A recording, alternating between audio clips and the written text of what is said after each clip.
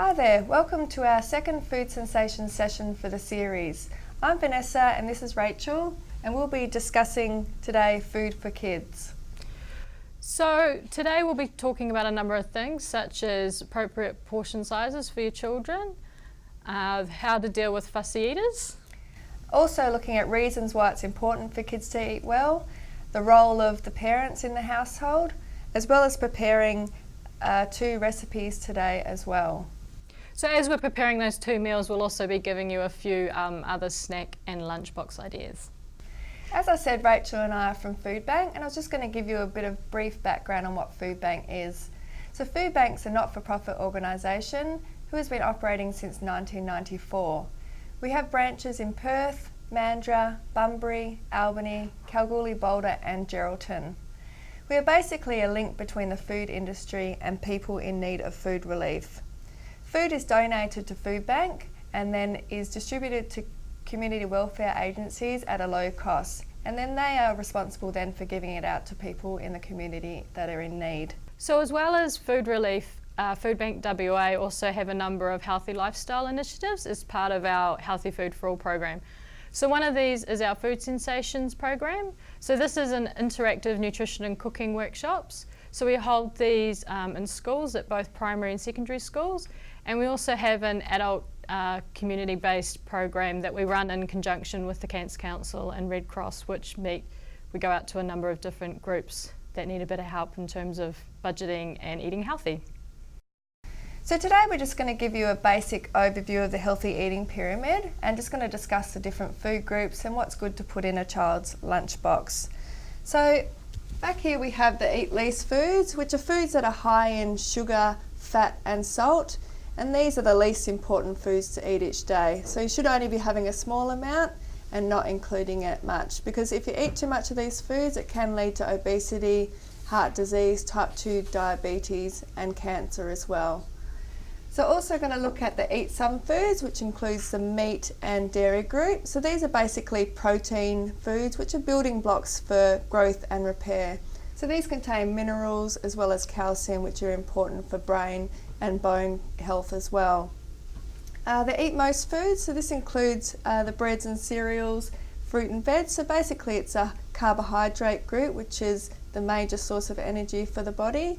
So the fibre in the whole grain cereals and breads is important for digestion and energy and to keep you feeling healthy, as well as the vitamins and minerals from the fruit and veg groups too. So we all know it's important for all of us to eat a healthy diet, but for children it can be especially important. So the foods that they eat are the fuel that they need to provide the energy so that they can learn and play, not only at school but also at home as well. It's also important they eat healthy food so they can get all the nutrients they need so they can grow and develop. It's important for children to eat healthy as children because it has been shown that kids that eat healthy foods as kids are actually more likely to do this as adults as well. But the main reason why it's important for kids to eat healthy food is just so they can reach their full potential, not only physically but also mentally. So now we're just going to have a talk about portion sizes and just thinking about how much kids should eat and how much kids want to eat as well. So kids are a good judge of their own appetite, especially smaller children. Once they've had enough, they've usually had enough. Also, it's important just to give children a small serving to begin with, and then that encourages them to eat that small portion, and then if they want more, that's fine, you can give them another helping. Don't force them to finish their food on their plate. That's another thing. So a lot of parents make their kids sit and eat till it's all gone, but you don't actually need to do that. If the kids, you think they've finished eating, then just let them be. So a breakdown of serving sizes is actually on the new government website, which actually has the new dietary guidelines for Australians. So that's www.eatforhealth.gov.au/guidelines. And that gives you a lot of information on different age groups and as well as how much children should be having for a serve each day. So while there's obviously these ideal portion sizes and what we should all eat, fussy eating is very common, particularly for children sort of aged between 1 and 4, and especially as they're getting to the age where they're sort of starting to go out on their own and develop a bit of independence. But it can obviously last until they're a bit older. So here's our tips for fussy eaters. So first of all, it's really good to let them know when a meal's being served, so I guess they can kind of get themselves ready for it. If you can sort of stick to a routine of having meals about the same time, that's ideal, but we all know people are busy and this doesn't often happen. The other thing is to make sure that you try and limit any distractions at mealtime. So if you can, turn off the TV, get all the toys away, and sit around the table so that the children are literally just concentrating on the meal in front of them. The next thing is it's really good to praise good behaviour and ignore bad behaviour, to try and not fuss too much if they refuse to eat some of their food. This is especially important because sometimes if you actually fuss too much, the children sort of pick that up as getting extra attention from mum and dad, so it can actually become an attention-seeking behaviour. So yeah, just praise the really good behaviour and try and ignore the bad if you can. The other thing to remember is that it can take up to 15 times before a child will taste a new food. So do try and keep offering the same food if it's being refused. I guess look at it this way, if someone put a brand new food in front of you and didn't give you a chance to look at it or smell it or sort of play with it a bit, are you likely just to pop it straight into your mouth? You're probably not, so your children are the same. Other tips for fussy eaters is also to serve the same food as the rest of the family. So don't make a special meal for each child. Just if you serve the same food, then they might be more encouraged to eat it as well. Also, don't assume that your child is not going to eat the food. So just start with a small portion and just get them to taste it. So don't assume before you've even served it that they're not going to eat it. Just give it a go as well. And also serving new food with a food that they already like. So if you have sort of a variety of food on the plate and just a small portion of the new food that they haven't tried, and then they might be more inclined to try it with other foods that they know. Also give them enough time to eat. So after about 20 minutes, that's probably enough time. If they haven't eaten it by then, just maybe take it away and put it away. And if they get hungry a bit later, you can get it out and reheat it. But don't let them sit there for an hour or two struggling to eat the meal. It's better off just for a small amount of time. And the last thing is to be a positive role model for your child at dinner. So it's really important if you can sit down together to eat with no distractions. And if a child sees you eating a new vegetable or eating a new food that you might not have tried either, then they might be more inclined to try it. So being really positive at meal times is particularly important because the kids actually look up to you. So as Vanessa said, it's really important that you lead by example. So if you show your children that you're enjoying the food that you're eating, then they will pick up on that and hopefully follow suit. So other tips, like I said, make sure that you show your kids that you're eating a wide variety of foods. If you can, just stick to drinking water at meal times as well. We know that water is the best drink for all of us, so if you're drinking water, then your children are more likely to probably drink water as well. The other thing in terms of role modelling is to remember that as the parent, you're in control of what foods are actually in the home. So you can be that gatekeeper for any unhealthy foods. Another tip is to make sure that you show your kids that you're being active as well. So when we're saying physical activity, it doesn't necessarily mean hitting the gym. It can be just even just walking to the shops and that kind of thing. And also changing habits can be difficult. So if you can show your children sort of that by making small changes, you can make big changes in the end and break down goals so they're a little bit smaller and more achievable, then as a family you can make changes. So today we're going to talk about a really tricky area which can be school lunchboxes. So you'll find kids don't want to spend a lot of time at school eating. They want to eat as fast as they can and get out to play as quick as they can. So it's really important to include things in the lunchbox that are really easy to eat and are quick to eat but are still healthy.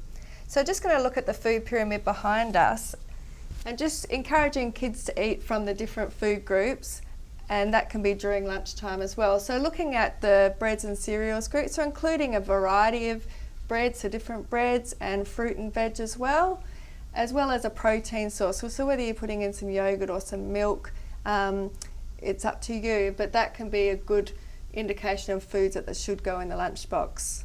I was also going to talk about just breads and also cutting breads up differently. So you can use a variety of breads, like the whole grain bread, pita bread, Lebanese bread. Cutting bread up with cookie cutters can make different shapes for kids and easy to pop in their mouth to eat. as well as looking at having rice and pasta salads in a little container with a little spoon or fork, and that can be eaten rather quickly as well. And that's just other good carbohydrate or energy source for the kids to get through the day. So as Vanessa mentioned, as well as having your breads and cereals in a lunchbox, it's really good to have some of these protein foods as well. So in terms of meats in this group here, I mean, you can use a lot of variety of different meats. If you've got any leftover roast meat from the night before, you can pop that into something like a sandwich or a salad. And don't forget, you've also got your vegetarian proteins that you can pop in there as well. So things like lentils, eggs, or if your school isn't nut-free, you could even put in some nuts or seeds in there as well. And then also it's good if you can, to pop in some kind of food from your meat, cheese and yogurt group, just to provide a bit of extra calcium to keep those bones nice and strong for the kids. So whether it's cheese in a sandwich or a salad, or even just on its own as cheese sticks or a yogurt, that's just a really good thing to pop into the kids' lunch boxes, just to give them that extra serving of dairy each day. And also the fruit and veg, which we've talked about before, is really important to go in as well, to give the added vitamins and minerals. And also you can have a lot of variety with fruit and veg. So whether you're cutting up some veg sticks or putting in some frozen berries, grapes, strawberries, things like that, which are easy and quick to eat and which the kids will enjoy as well. So trying to include a lot of different colours and variety, as well as some dried veg, the frozen veg as I mentioned, and even the little 2 fruits and things like that. So the last but an equally important part of any lunchbox is the drink. So as I think we mentioned before, water is the best drink to keep kids hydrated, but you can also double up your water bottle to help keep your lunchbox nice and cool. So if you pop it in frozen in the morning, it can actually just keep the rest of the lunchbox nice and cool, particularly in warm weather, and it'll also be sort of thawed out by lunchtime, and be nice and cool for the kids to drink then as well. And just another little tip I was going to suggest was actually putting food in little small containers or snap lock bags, and that can make it interesting for kids to open it up and wonder what's in there today. So that actually keeping the food separately wrapped, the sandwich, and having the fruit and things in little containers can actually make for an interesting lunchbox as well as a healthy one. So if you actually go to the Food Sense page on Facebook, they actually have an interactive little lunchbox activity that you can do. You don't actually have to log into Facebook to access this page, so it doesn't matter if you're not normally a Facebook user.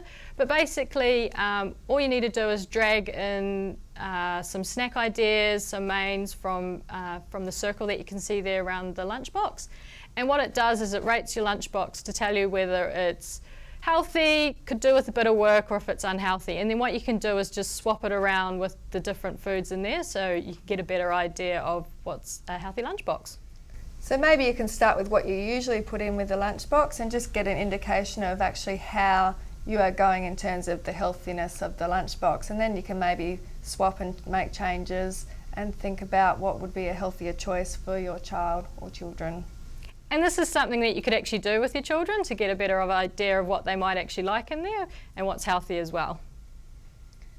Okay, so we'll be back soon to show you how to prepare 2 lunchbox or breakfast or lunch ideas. So there'll be the tuna crunchy salad wraps as well as the yogurt crumble cups. So we'll be back soon to do that.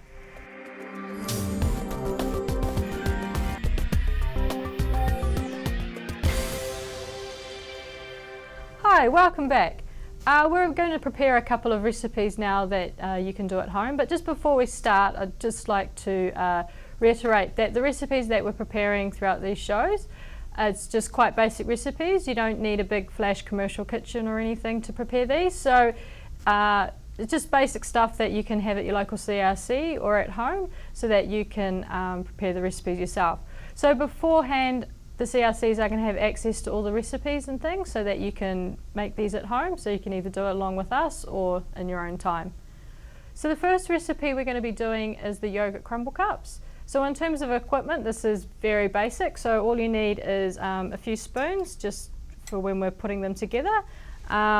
Whatever you're going to be serving your crumble cups in. So today we've got these little glasses, but you can use anything you like, just depending on how big a serve you're going to be having. So any small bowls, or if you've got younger children, you could just use small plastic cups, just whatever you've got round at home. And then it is good to have just a small bowl that you can put your muesli in, like we've got here, just because it's easier to get to than getting the muesli out of a bag. So the ingredients you're going to need today for the crumble cups is some yogurt. So we've used a low-fat vanilla yogurt today, but you can use any type of yogurt that you like, whether you want fruit in it or just plain yogurt. So that's a low-fat vanilla today. We've also got some muesli here. So we've used a raw muesli, just a home brand muesli, which is fine. Otherwise you can make your own muesli using some oats, some wheat flakes, some bran flakes, some dried fruit, just depending on what you like and your family likes. And we've also got some 2 fruits. We're using the 2 fruits today in natural juice. It's really important if you are going to buy tinned fruit to actually buy the fruit in natural juice, not the syrup. You can also use any fresh fruit, so strawberries, any sort of berries that you might have at home, as well as using frozen berries as well. So really you can use whatever you have at home in the fridge and in the pantry. It's a really simple, easy dessert or breakfast idea, or even to put in a plastic container for school. So we've actually also had other people that have also put a few nuts and seeds in there as well. If you don't have any allergies in your house, just give it a bit of extra crunch as well. So as Vanessa said, whatever you've got around the house in your pantry that you might want to pop in, something like this. So just in terms of cooking, so always making sure that you've washed your hands before you prepare any food. So we're just going to show you how to simply make this quick, easy dessert, we call it. Otherwise it can be for breakfast as well, because it's using some really healthy ingredients. So initially we just set out a spoonful of yogurt, a spoonful of muesli and a spoonful of fruit. But you can use it in any sort of order that you'd like to do. So what do you usually do, Rachel? I usually go yogurt first. Okay, so we're going to go yogurt first. So just usually do a couple of spoonfuls of yogurt in the base, and then a couple of spoonfuls of fruit. So as Vanessa said, there's no particular order for this, so you can be as creative as you like, depending on what ingredients you've got. But basically all we're doing is just putting layers of the 3 different ingredients in our cups here, just to build it up. So that's one layer. So usually I do a couple of layers so it goes to the top of the bowl. So just do some more yogurt in this one. And some more fruit. So as you can see, it's a really healthy summer dessert or an after school snack, any time of the day really. And just sprinkle some more muesli on top. So as well as getting the fruit and veg, you're getting fibre from the muesli, as well as all the vitamins and minerals from the fruit, and also the calcium from the yogurt, which is really important for kids. So that's the final And dessert. then just to finish off, just a teaspoon. Thanks. And ready to go. Voila. So if you're not going to eat them straight away, it is just good to pop them in the fridge just until you're ready to eat them up. Just obviously because it's got the yogurt in there, so we want to keep it nice and cool. All right, so this is the healthy snack or dessert of the yogurt crumble cup. So just using the yogurt, the muesli and the fruit. So it's really simple and really nutritious.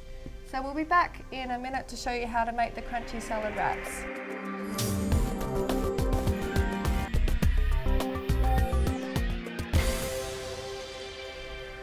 Welcome back. So now we're going to prepare our crunchy salad wraps. So the equipment that you'll need to prepare this recipe is a nice sharp knife to chop up our vegetables, a vegetable peeler, some measuring cups, just a little strainer or something like that for the tuna and the corn, a grater and a nice big bowl to mix it all together with, and a spoon and of course your chopping board as well. So the ingredients we're going to use today are starting with the bread. So we're using a flat bread or a pita bread, but you can use tortillas as well, preferably if it's a wholemeal one, which would have a lot more fibre than a white pita bread. So we'll also have the vegetables that are included in this. So we're looking at having 2 carrots, half a cabbage, 2 pieces of celery, as well as a small tin of corn. So we're also having a small tin of, this is a 185 gram tin of tuna in spring water, which you just drain off.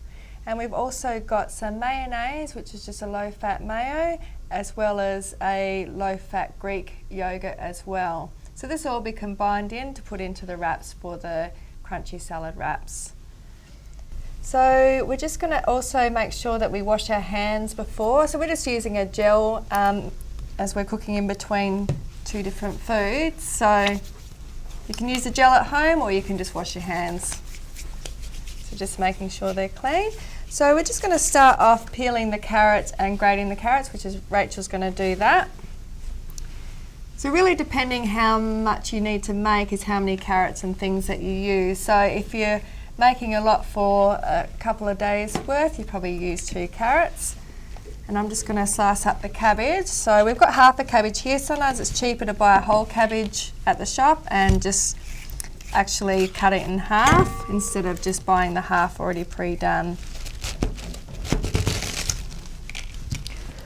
So as Vanessa said, depending on how many wraps and things you're making, you probably could actually make your filling in advance and make a batch of it and pop it in the fridge and then just make the wraps as you need them.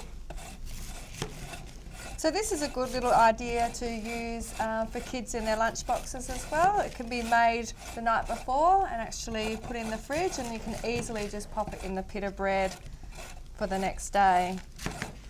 So as we were talking about before, you know, it is good to try and get lots of variety in your kids' lunch boxes. So we sort of talked about, you know, using different types of breads and things.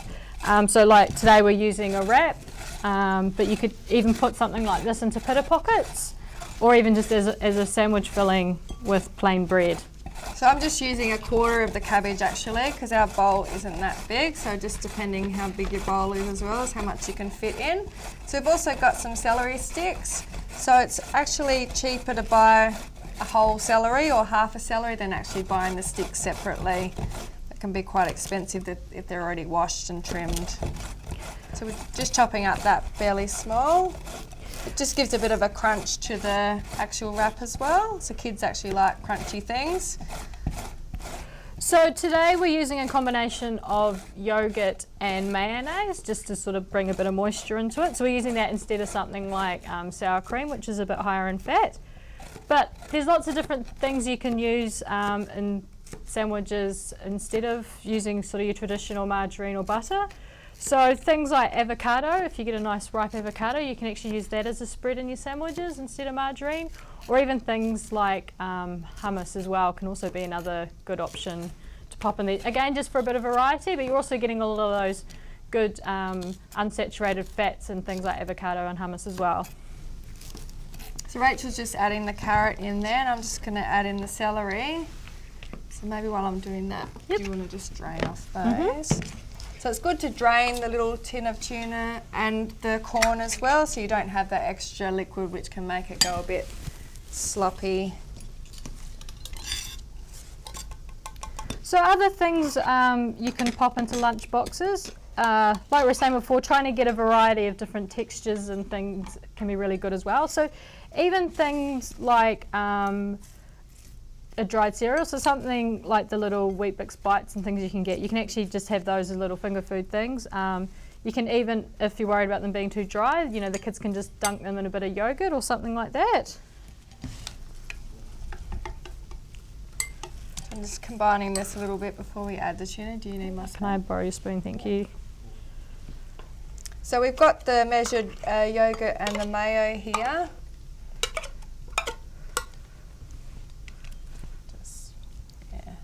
Good. So if your child or yourself doesn't really like tuna, you can actually use cheese instead of tuna, which is still a protein and calcium source, but it's actually not using the tuna. Just add in the yogurt. So once you've got all your ingredients prepped and things and in your bowl, we just need to give it a good stir. Mix it out. So I'll just give that a mix. If you want to just grab the pita breads. Yep. Right, ready to put in. So other things, little things you can put into lunch boxes is things like air popped popcorn. So that's a really good alternative instead of a packet of potato crisps. So you're still getting that nice crunch and things, and it's a nice little finger food, but it's obviously a lot healthier for you. Sometimes with lunch boxes, you know, while it might be tempting just to use a lot of the pre-packaged foods like muesli bars and little packets and chips and things, if you can sort of think a little bit in advance, you can actually make a lot of things, pop them in the freezer and then just bring them out as you need them. So things like muffins, you know, nice healthy homemade muffins, either fruit or vegetable pikelets, you know, your own slices and muesli bars and things. You can actually sort of make in advance and then just pop them into lunch boxes as you need to. So, and often not only is it healthier, it's actually a lot cheaper than buying the pre-packaged foods as well. Alright, so I've just put a bit of the filling on the bread here. So it's just important to make sure that the filling all stays inside the wraps. It's a good idea just to pop it in the centre there and then you can just wrap it up. So depending on how old your child is, you either give them the whole one or you can actually cut it in half and wrap it up in some Glad wrap as well. Did you want to make another one, Rachel? So if you're serving these up straight away, you can actually just pop a little toothpick in there to help keep it nicely rolled up. But because we're going to pop this straight into a lunch box, we're actually just going to wrap it up nice and tight with a bit of cling film today. So yeah, as Vanessa said, you can either serve it whole or if you've got a younger child, you might just want to cut it in half, but we'll just cut it in half today and then wrap it up just so it's a bit easier to eat and just sits in the lunchbox a little bit better. I'm going to just grab the Glad wrap. So we're just going to show you how it's easy to wrap up and pop in the lunchbox. So because it's got some tuna in it, you really need to keep it cold. So the little lunchbox we've got today, we've included a frozen little bottle of water, so that would actually keep the lunch cold, and also putting in a yogurt. If you freeze the yogurt the night before and pop that in the lunchbox as well, that can be a good way to keep your lunch cold as well as having something to eat. So Rachel's just going to grab the lunchbox and we'll just show you. So before we were talking about how it's really good to get a combination of your different food groups in here. So for our little lunchbox here, we've got some yogurt, so that's from our dairy group. We've just got a banana, so part of our fruit.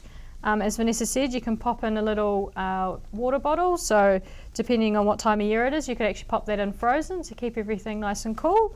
And then we've got our wraps. So our wraps, obviously, we've got our breads and cereals in the actual wrap. We've got lots of vegetables in there.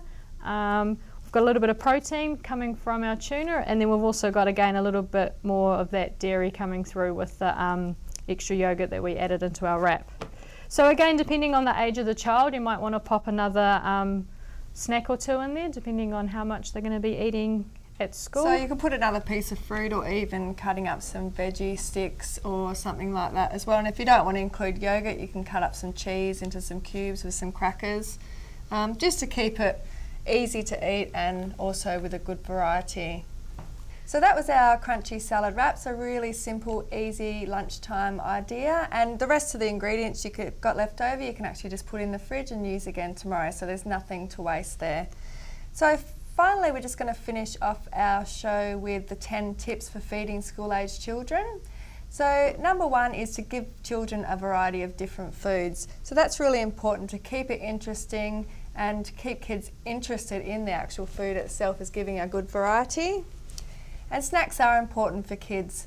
Offer nutritious snacks. So we can actually use the carrot we have left over today. We could cut that into carrot sticks and use that with a healthy dip. So it's really important just to offer those snacks throughout the day and make sure that they're nutritious and healthy. So also providing breakfast is the most important meal of the day, and allow time for children to eat it. So if they're finding they're getting up late and they're not having time to eat breakfast in the morning, it's really important to actually allocate a specific amount of time for that. Tip number 4 is to try and eat together as a family. So it's really good to try and eat as a family once a day.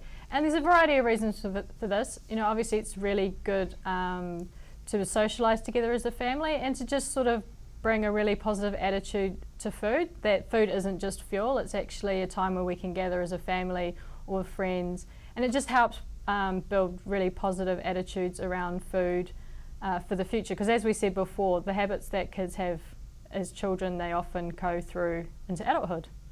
So our next tip, tip number 5, is to try and pack your children's lunch from home as much as possible. Don't rely on the school tuck shop if you can. And also to make sure that you try and get your kids involved in what you're actually putting into those lunch boxes. So if they can help with the planning, the shopping and the preparing of it, they'll hopefully be more likely to eat it all up at school. So tip number 6, as we mentioned before, is don't make a fuss if your child refuses a new food. Remember that children can take up to 15 times before they'll accept a new food. And as I said before, you know, if someone put a new food in front of you, you'd probably want to have a good look at it and things first of all before you have a go. So be patient and just keep offering that food. So as we mentioned before, it's important for your child to let you know when they're full. So don't try and make your child sit at the table for 2 hours or something to eat their dinner. So let the child tell you when they're actually full, because they're usually a good judge of their own diet, and also just keeps them being in control of what they're eating. Also encourage children to drink plain water when they're thirsty. So having sugary drinks and juice all the time is not a good habit for children to get into. So offering water as the main drink source, and maybe having juice sort of once a day, but water is really important in keeping the child hydrated.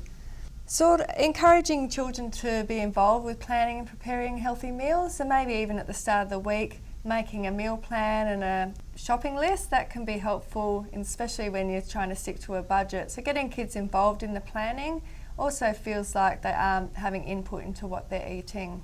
And our final tip for our top 10 tips for feeding school-aged children is to plan fun activities for the whole family to be involved in. When it comes to healthy lifestyle, while food is really important, we also need to keep active as well. So if we can do this as families, eat well and sort of play and exercise together, it's just going to help build families to be strong and healthy. So if you'd like any more information on our Food Sensations program, feel free to contact the office in Perth on the number on your screen, and also you can send any queries or anything to the email address as well. But please check out our Healthy Food for All website, which is on your screen as well, the www.healthyfoodforall.com.au, and that's got a range of recipes and other ideas and things for healthy eating. If you've got any queries, comments or suggestions about the program today, please email westlink@rdl.wa.gov.au. So thanks for joining us today, but don't forget our next episode coming up, where we'll be talking about healthy eating on a budget. So as well as talking about how you can buy healthy food on a tight budget, we'll also be making another recipe, and next time we'll be preparing some Mexican stuffed spuds. So join us then. Thank you. Bye.